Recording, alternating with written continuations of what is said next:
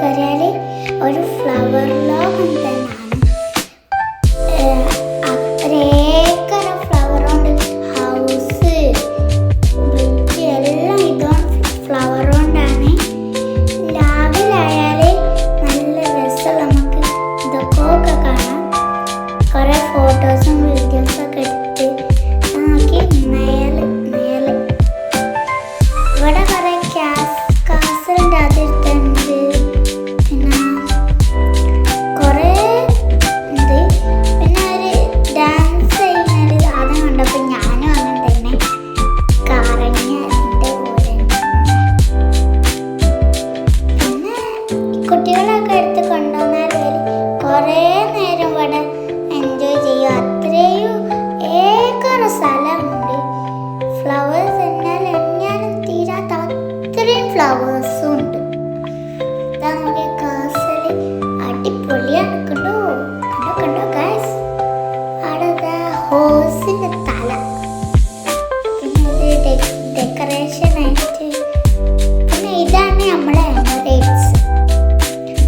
പിന്നെ ഇതുകൊണ്ട് ഇതൊക്കെ ഉണ്ടാക്കിയിട്ടുണ്ട്. പിന്നെ അവിടെ ഒരു ഫുഡ് ഷോപ്പ് ഉണ്ടായിരുന്നു. അവിടെ ഞങ്ങൾ പല ഐറ്റമൊക്കെ ഞങ്ങൾ പോപ്കോണൊക്കെ കഴിച്ചു. പിന്നെ ഒരു ക്ലോക്കിൻ്റെ ആദ്യത്തെ സാധനം. പിന്നെ ഇത് ക്ലോക്കിൻ്റെ ആദ്യത്തെ.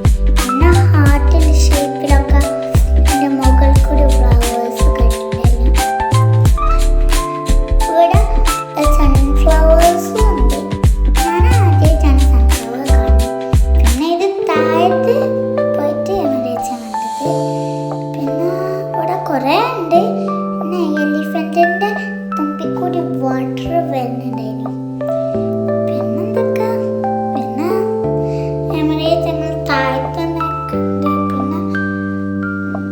പിന്നെ ഐസ്ക്രീം, ജ്യൂസ്, അത് ഇത് സ്നാക്സും ഇവിടെ തന്നെ ഉണ്ട്. നമ്മൾ സ്നാക്സ് നമുക്ക് കൊണ്ടുവരണ്ട, നമുക്ക് ഇവിടെ തന്നെ ഫുഡും കഴിക്കാം.